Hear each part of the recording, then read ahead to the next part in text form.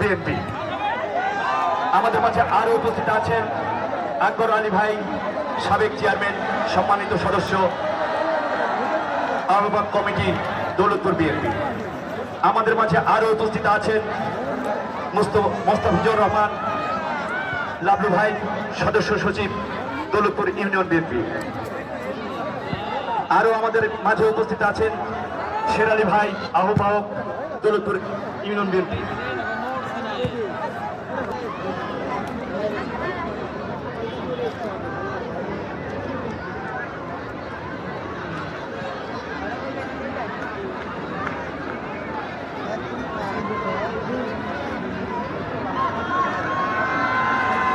দেখা যাক